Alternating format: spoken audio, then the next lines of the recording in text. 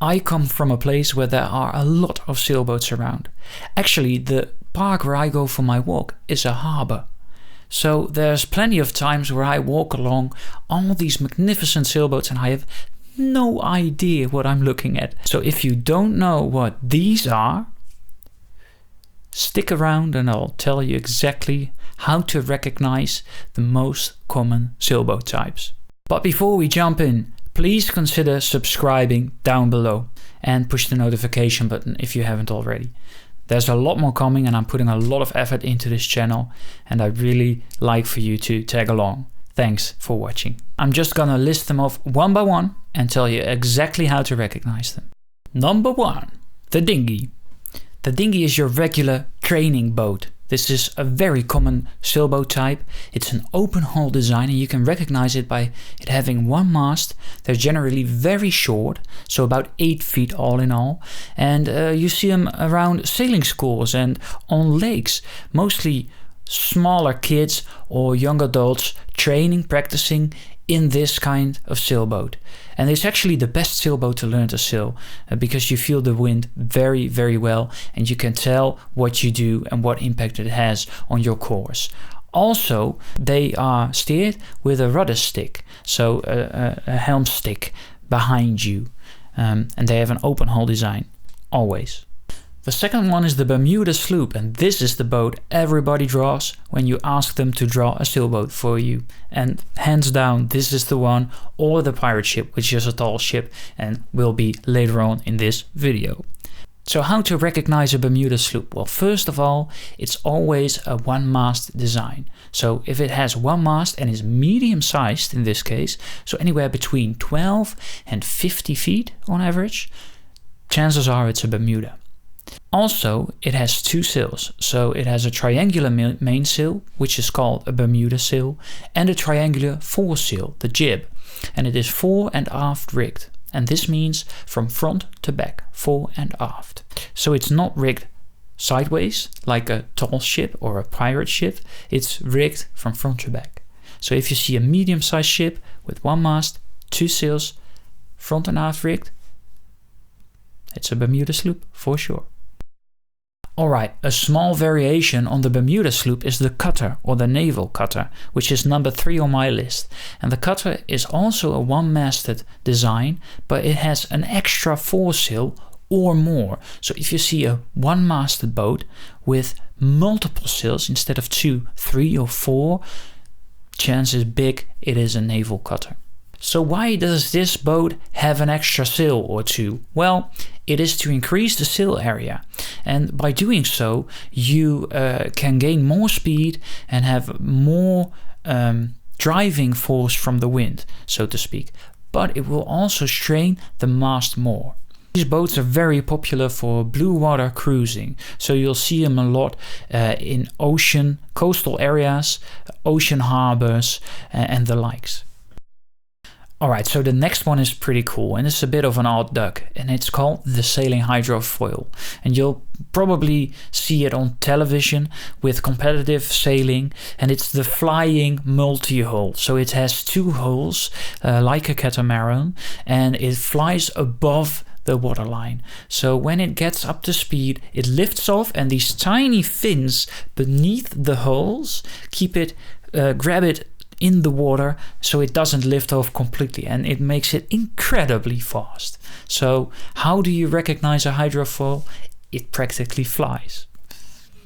Alright, next one is a catamaran, and most people know this sailboat because of the popular and great sail channel Sailing La Vagabond, and you can recognize them by them having 2 hulls instead of 1. Some common places to find catamarans are shallow waters like the Caribbean or barrier reefs, or maybe the Mediterranean even. So catamarans have a couple of advantages. They're very good in shallow waters. They can go faster than monohulls, and a lot faster that is, and they heel less. So they are thought to be a bit easier to handle and a bit safer as well. Alright, next one is very cool. It's the Trimaran. So it's again a multi-hull, but this one has 3 hulls instead of 1 or 2. And most of the time they're folding hulls as well. So the Trimaran has 2 smaller hulls. You can't actually board these hulls mostly. It's just floaters with nets between them. And I've seen one and they are amazing, and I'll show you. This is actually the one I saw. It looks very cool. And this makes them very easy to transport because you can trailer them. But they are also as stable as catamarans. And they're a lot cheaper when docking, because you don't have to pay for an additional spot like with a catamaran. You can just fold in your extra hulls. The next one is called the Gaffer. And the Gaffer is a very old style boat. It's very popular still, and this one is actually a Gaffer schooner, and I really love these boats. They're so gorgeous and so beautiful, and most of the time they come in 1 or 2 masts, and they're a bit longer boats and taller boats. And the Gaffer is actually the pole on top of the mast, so it's a rectangular sized shape, the sail, instead of triangular, and the pole on top, which is called the gaff, holds up the mainsail. This means you can actually put another sail on top of it to increase sail area even more. So how to recognize a Gaffer? Well, the sail is rectangular first of all. The mainsail has a top pole or spar or gaff, and it's fore and aft rigged. And it can come in multiple mast configurations, but it's always the rectangular shape with the top pole. Gaffers are very popular inland water boats, so they sail freshwater most of the time.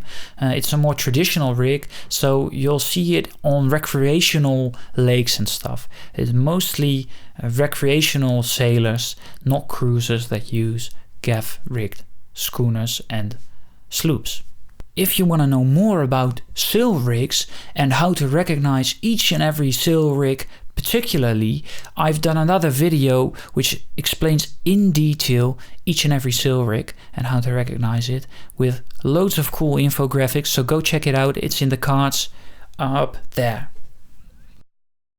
So before the reign of the sloop, which is at the moment the most popular boat for hundreds of years, it was the reign of the schooner. And I mentioned them earlier. The schooner is a 2-masted boat. It's medium-sized, so between 12 and 50 feet mostly, but they can come in multiple masts, like 3 or 4 masts, and they even made a 7-masted schooner a long time ago in the age of sail. And they were very popular at the time because they handled so well. So these are mostly gaff-rigged, like the previous boat I showed you, with the top spar or pole, with rectangular shapes, mostly 2 masts with 2 mainsails and 2 headsails. So a bit of a cutter rig also. So how do you recognize a schooner?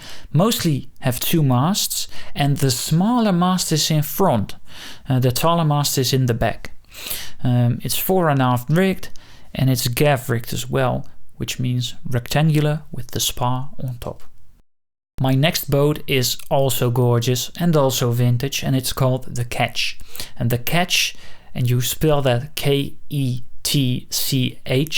not catch as in Catch. This is a wonderful boat. They mostly come with brown-red sails, and it's very similar to the schooner. Instead, it has the smaller mast in the back and the taller mast in the front. So how do you recognize a Ketch? Well, the brown-red sails give them away. Mostly 2 masts with the smaller mast in the back. The rectangular sails, mostly gaff-rigged with the spar on top, and the taller mast is in front, and the boats are mostly medium-sized, so 30 feet and up. So pretty big boats, and they are very popular for inland cruising, but also coastal areas. They are used a lot for ocean and especially coastal cruising. On to the Yawl, and the Yawl is very similar in many ways to the Ketch, but it has a very small aft mast, so the rear mast is a lot shorter than the main mast, and the rear mast also doesn't carry a mainsail. So that's how you tell apart the Ketch from the Yawl. The Ketch does have a mainsail in the rear, and the Yawl doesn't. So 2 masts, medium-sized boat again, and fore and aft rigged. So if you see a small, strange-looking ketch, it's probably a yawl. Alright, so this is one of the boats I showed you in the intro, and this is a very strange looking boat, I guess. It's an inland boat, and it's from my area where I live. It's called the Dutch Barge, and where I come from, the Frisians call them scootjes. And you can actually watch scootje rallies on national television here in the Snake Wake. Maybe you've heard of it, probably not, but that's okay. So the Dutch Barge is a very flat bottom boat. They are pretty large actually, so these boats are 30 to 50 feet and up. So they were cargo ships, and they were very popular in the 18th century in inland waters in the Netherlands. They used them to carry around goods all across Europe, Western Europe especially, and they are also very, very popular to live on nowadays. So this is a very popular live aboard boat because of the great big hull space you get, right? So it's a very fat, flat bottom boat. It has like a big belly. So they don't have a keel like regular sloops nowadays, which is why they're not that good on oceans, but they do have 2 fins on the sides, and these are called lee boards. And these lee boards provide stability when you lower them down into the water. They're a bit like swords of a swordfish, or the fins of a swordfish. These then touch the water, and when you heel, the lee board catches and provides counter force. So how do you recognize these Dutch barges? Well, it's easy. These are very big boats, very fat boats, so very wide, very low on the waterline, very low profile, and they have lee boards, which are the like shields, wooden shields on the sides, and then they mostly have 1 or 2 masts. You don't really see them with more than that, mostly 1, sometimes 2, the bigger ones. Very long boats, 30 to 50 feet and up, which is why they are popular to live on, I guess. Most of them have gaff rigged sails, so again the spar on top, which looks absolutely gorgeous, and they have a ducktail transom, which means it comes a little up from the water.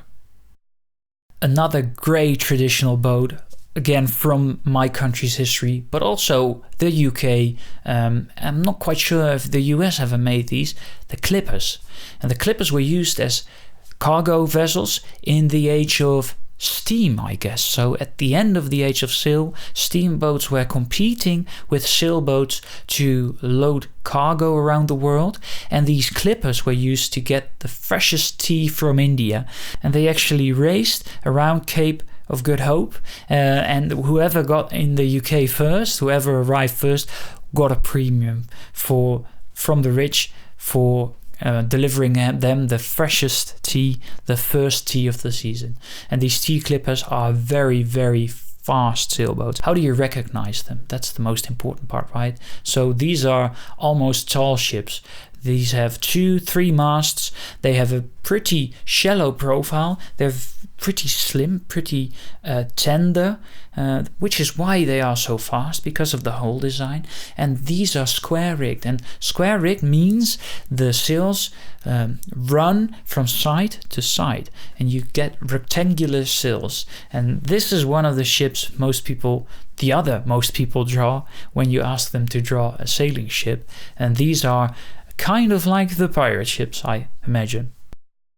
Alright, my personal favorite, or one of them, and that's the Chinese junk. And there's a guy on the internet building a Chinese steel junk boat by hand, by himself, and it's called SV Seeker, Sailing Vessel Seeker, and I really recommend you check it out because it's such a cool project and it's such a cool guy. And he's building a 74-foot Chinese junk steel boat in his front yard, and it's amazing.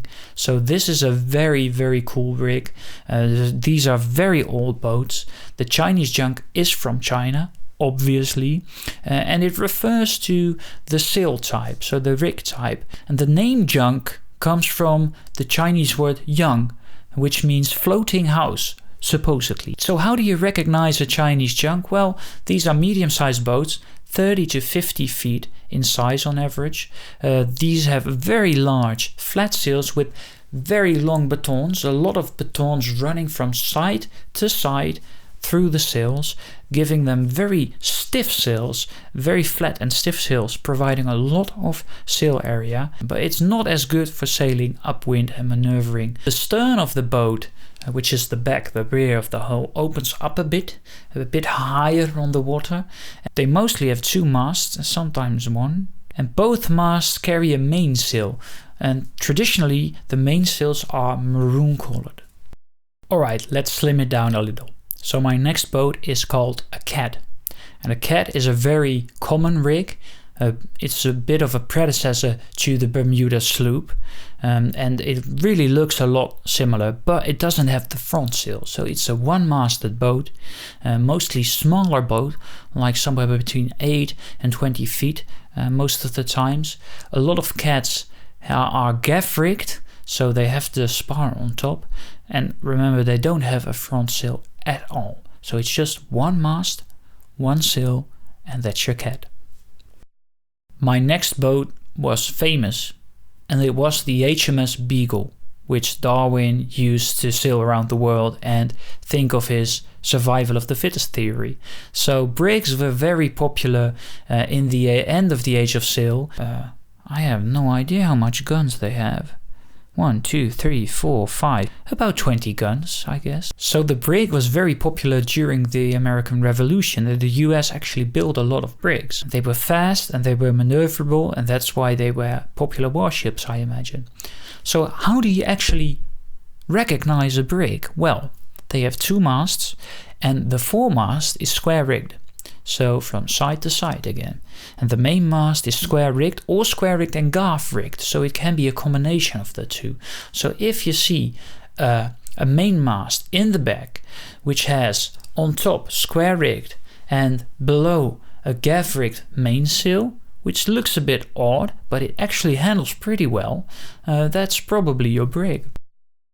And finally we come to the pirate ships. So square rigged ships, they still sail around, and actually we host an event near my hometown in Harlingen every 4 years it is. It is called Sail, and then all these tall ships, which is another name for the square rigged ship, these tall ships race each other, and it's a fabulous sight. I've went last year, that was, and there were tall ships from the Russian Navy. Well, the Indian Navy doesn't really have a tall ship, I guess. British, US probably. So these have 3 or 4 masts. And most ships you'll see with 3 or 4 masts will probably be some sort of tall ship. These have square sails. They're all square. So with a spar on top, across the top from side to side, which makes them very good for downwind sailing, but they handle very poorly upwind. They're very slow upwind. And you'll see a lot of lines and a lot of rigging, and that's probably your tall ship.